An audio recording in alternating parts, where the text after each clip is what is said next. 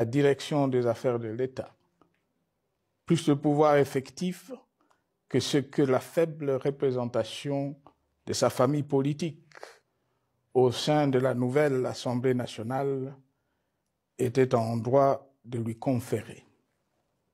Je voulais par ailleurs faciliter le fonctionnement harmonieux des institutions et éviter à la nation, comme à notre jeune démocratie, d'éventuelles crises politiques qui leur auraient été fatales.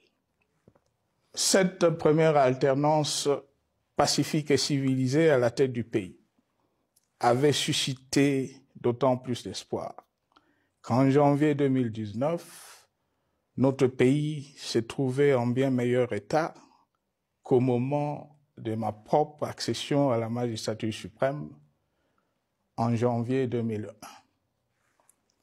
Alors que j'avais trouvé un pays au bord de l'implosion, miné par une longue dictature et des guerres, sans institutions républicaines, économiquement en faillite et socialement déchiré.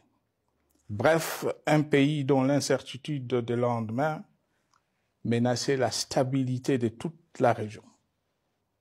Le 24 janvier 2019, j'avais en effet légué un bien meilleur héritage à mon successeur, à savoir un pays réunifié, largement pacifié et dont les limites territoriales correspondaient exactement à celles qu'elles étaient au 30 juin 1960. Une nation reconstituée, réconciliée et fière de sa diversité. Un État doté d'une constitution progressiste et des institutions fonctionnant harmonieusement.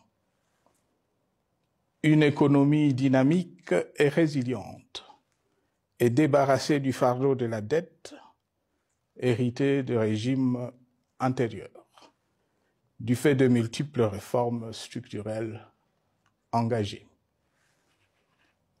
Une armée nationale républicaine de plus en plus professionnelle et capable de relever le défi de la défense de l'intégrité du territoire national. Une démocratie en constante consolidation, avec notamment l'organisation sur fonds propres d'un troisième cycle électoral.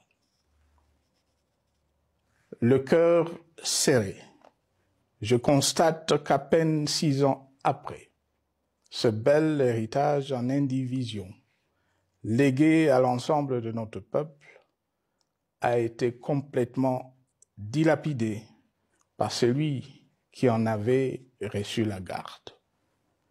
Que notre pays offre un spectacle de plus désolant et qu'il suscite d'autant plus de désespoir au sein de notre peuple et de pitié et de moquerie à travers le monde, que l'inconscience de ses dirigeants ne permet aucun espoir de redressement.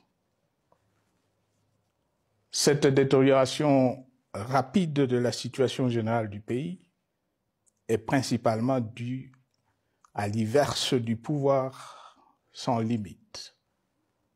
Le nouveau dirigeant s'illustre en effet par une série de remises en cause, reniements et violations intentionnelles de la Constitution, avec en toile de fond la volonté irrésistible de concentrer tout le pouvoir entre les mains d'un seul homme au mépris du pacte qui cimentait la cohésion de notre peuple. Le premier acte de remise en question de ce pacte républicain, véritable socle de stabilité et de cohésion nationale, a consisté à violer délibérément la Constitution et les lois pertinentes, lors du premier remaniement de la Cour constitutionnelle par le président de la République. La violation de ce texte juridique, fondement de tout état de droit, pour de simples raisons de confort politique, est devenue depuis lors une marque distinctive de la gouvernance de notre pays. Dans le même esprit, en décembre 2020, il fut organisé un coup d'État institutionnel à la suite du renversement en pleine mandature d'une majorité parlementaire, pourtant dévolue par le peuple souverain, ainsi que le gouvernement qui en était issu. S'en sont ainsi suivis la nomination illégale de membres de la Commission électorale nationale indépendante, ainsi que le simulacre des élections de décembre 2023, organisées en violation du cadre juridique et de normes internationales